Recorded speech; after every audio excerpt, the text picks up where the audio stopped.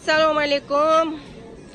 Hammaga kuninglar xayrli va barakatli o'tsin. Hamma kuninglar yaxshi bo'lsin. O'rtoqlar, do'stlar, men Malayziyadaman. Bugun sizlarga mana shu Malayziyani ba'zi bir joylarini ko'rsatmoqchiman. Shahar, ya'ni Bet Bukupintang, Jalanalor deyiladi. Ko'p anular bor. Har xil turdagi taomlar, meva, hamma narsa bor. Vyetnam, ishqilib har xil millatning nimalari, restoranlari shu yerda joylashgan. Ko'cha bu yo'l, shunaqa Jalanalor deyilgan ekan.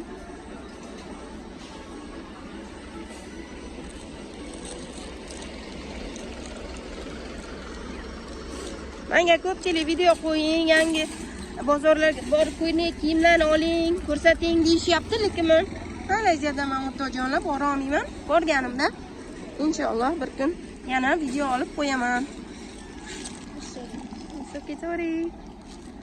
Shuna insonlari bilan yaxshi. Boshqa anondan bo'lsa ham, ana bo'lib deb ketsa ham kechirasiz deb ana nimada uzr so'rab shunaqa bir-biriga ana qilmaydi-da. Yaxshi bular. İnsonlari yaxshi. Bu yerda Malayziyada yashayotgan.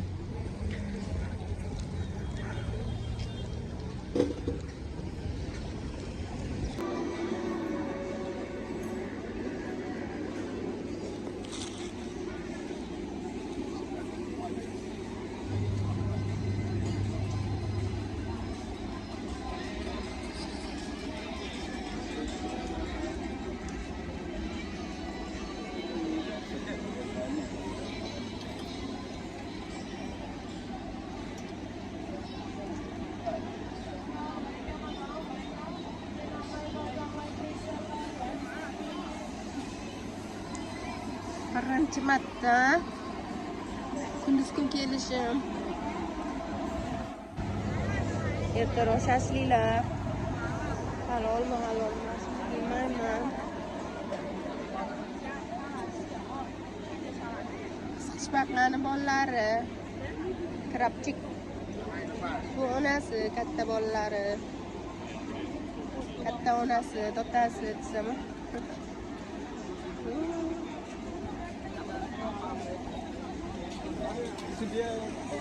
Bukupintang Jalanalor degan joy.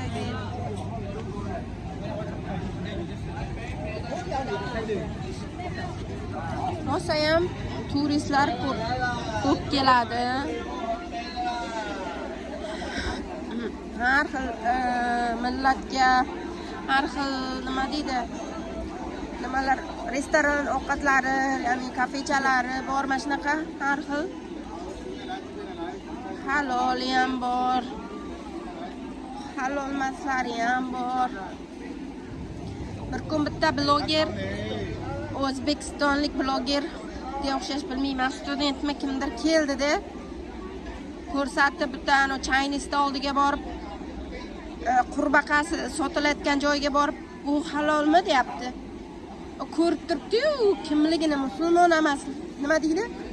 Ha, halol desa menga yoqmadi, bu halol deb aytdi deydi. Sen halol joyiga bor avval. Hamma joyda har xil haloli ham bor, nohaloli ham bor. Chunki bu yerda ko'p nima deydi? Tailand restoranlar ko'p, Chinaniki bor. Mana halollari ham bor, mana halol. Ko'rib qo'yinglar mana. Aro sassiq bola. No halal dedi. Thank you very much sister. Ko'rdinglarmi? Halol. Endi qurbaqa sotayotgan joylari ham bor-da. O'shani menimcha u borib halolmi deyapti. Ana cho'chqa hamda qana narsalar sotayotgan joyga borib.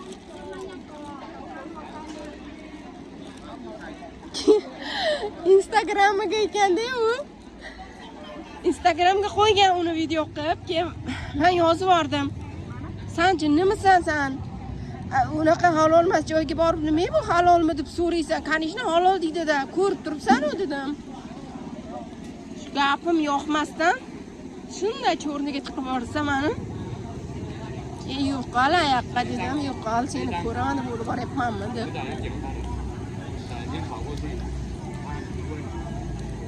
Men Malayziyada yashayman, o'rtoqlar. O'zbekistonga borgan paytlarimda video qilaman bir. Chunki men ishim bilan boraman bozorga. O'shanda olaman sizlarga.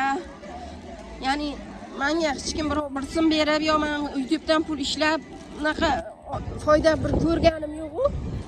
Mayli, xalqqa xizmat deb rahmat uchun ham men ishlayveraman.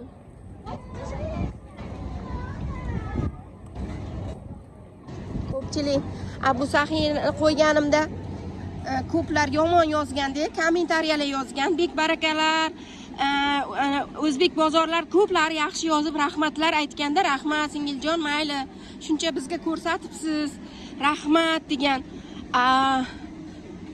Abu Sahiyda bir kun shamollab qolgandim. Burnimni tortib yurganimga, "Voy, shunaqa ham video oladimi?" Ovozlarini o'chirib ko'rdim. Palon-piston ko'rmasin, nima qiladi ko'rib? Ovozingizni o'chirib ko'rdim. Shunaqa ham gapiradimi? Avval gapirishni o'rganib olingmish. Men bloger emasman, men professional, bunaqa prosta qiziqish uchun video olib, ya'ni shu narx-navolar bilan hammani tanishtirib, optim qayerda bor, nech pul dona sotilyapti, mana shunaqalarni qo'ysam, shunaqa deyishdi. Mayli, e'tibor qilmaymiz. Hamma har xil gapiraveradi. Gapiraversin. Ovozim yoqmasa ko'rishmasin.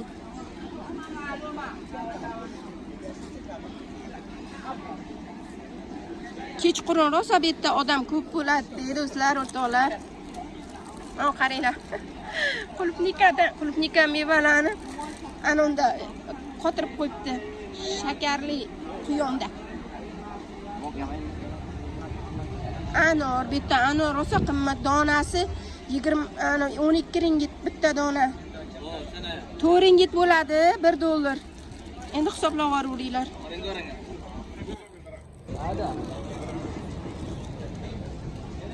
Mana shu mevani rosa qimmat meva, lekin hidi juda ham yomon, ichida damlatadi deyshadi. Men yemaganman hech, lekin shirin deydi-yu, hidi bor deydi-da. Buni metroda yoki mana LRT avtobuslarga qo'ymaydi.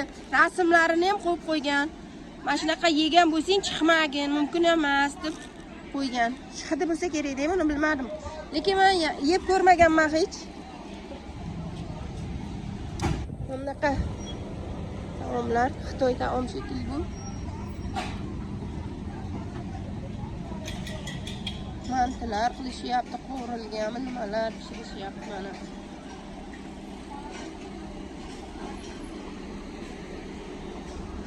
Menimcha Malayziyaga kelgan lugoy o'zbek turistlar shu mashaqa kelsa kerak borib.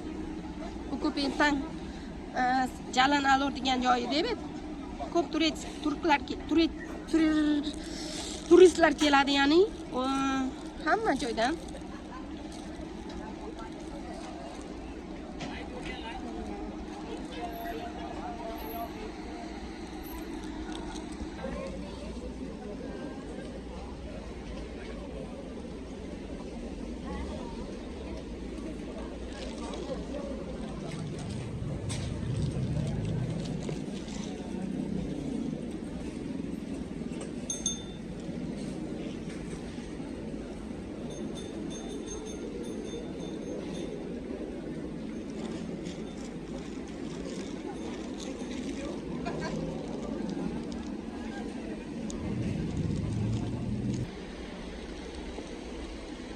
Mehmonxona.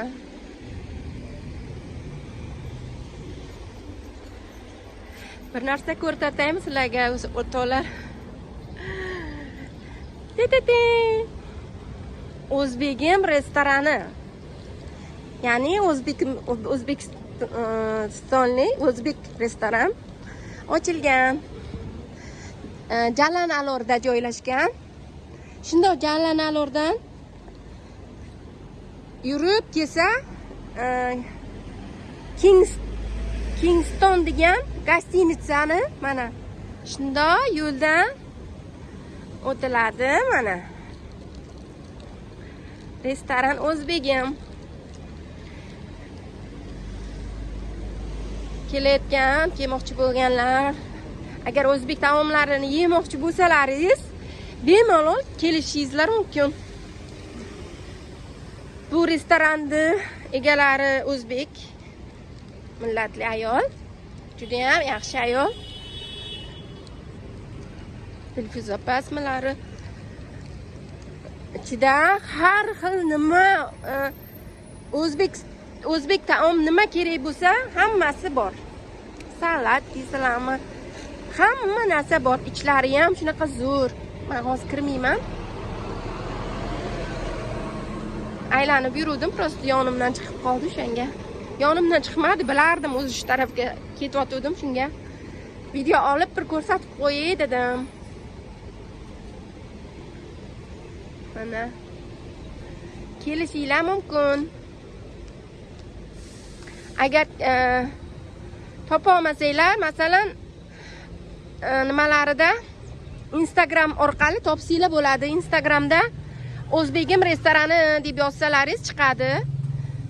Kuala Lumpurda. Ichlari juda ham zo'r, juda ham zo'r. Men kelganman. Biz kelib turamiz ko'p xo'jayinim bilan, erim bilan. Bu tarafda mana shunaqa chiroyli. Bu yerda havo zo'rda. Havo juda ham yaxshi, menga havosi yoqadi. Yomg'ir ko'p yog'adi, quruq havo emas, nam bo'lib turadi. Ko'p yomg'ir yoqqanga havosi changi ham bo'lmaydi. Toza. Unda havosi yaxshi-da. Shuning uchun menga yoqadi Malayziyada yashash. Xudoga shukr.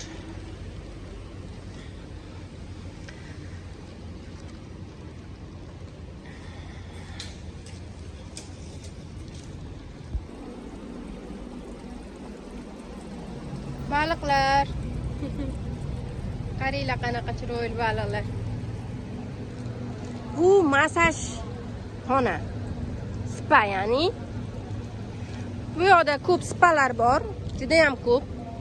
Hamma joyda bor. Yaxshi qilishadi masajlarni, ichlari ham akkuratni, toza. Nima deydi? Tailand masaj, har xil masajlar bor.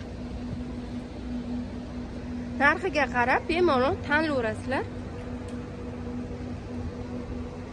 Zo'r qiladi lekin. Masajlarini yaxshi qiladi.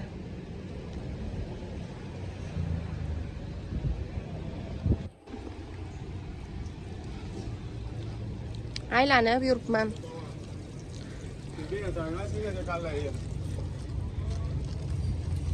Baliqchalar qaranglar qanaqa. Hop.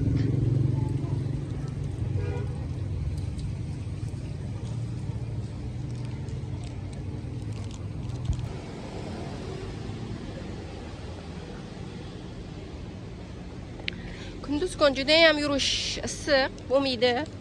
Ko'p odamlar faqat obeddan keyin chiqishadi. Ya'ni soat 3-4 dan keyin uje ko'chada turistlar aylanishga chiqishadi, chunki issiq. Bu yerda qish bo'lmaydi. Issiq bo'lgan bilan bizani O'zbekistonda issig'iday issiq emas do'stlar. Unaqa 50-60 ga qarab, 40 ga qarab ketmaydi-da, 35 bo'lishi mumkin eng uzog'i.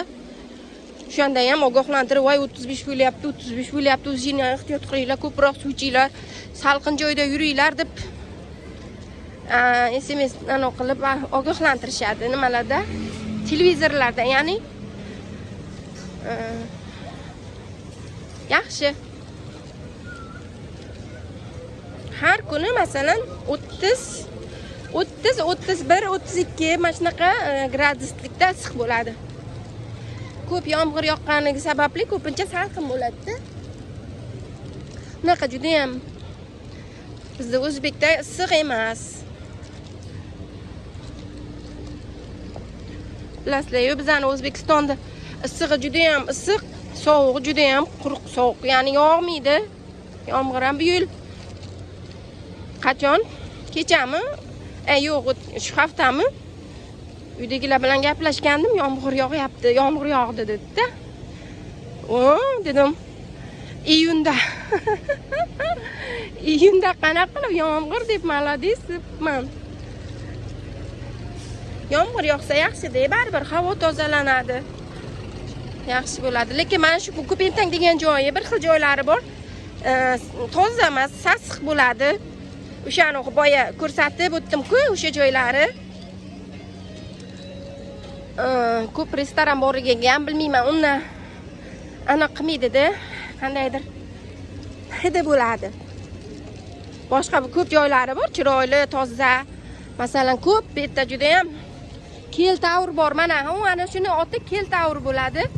Kak bizani telebashnimiz bor-ku, Yunusoboddagi o'shanaqaga o'xshab ketgan.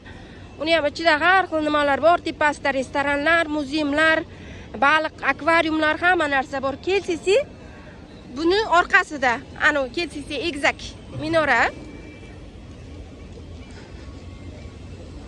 Mana shu apartmanda naryoqda-da, orqa tomonda. Ya'ni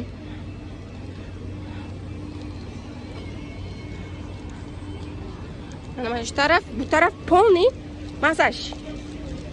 Mana har xil Tailand, China, Vyetnam, har xil millatdagilar ishlashadi. Vaqtiga qarab tanlaverasizlar.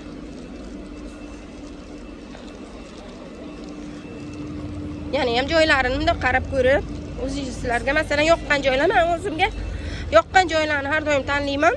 Qarayman birinchi ishlarini qanaqa tozami, tozaligiga. Shundan keyin qilib beraman.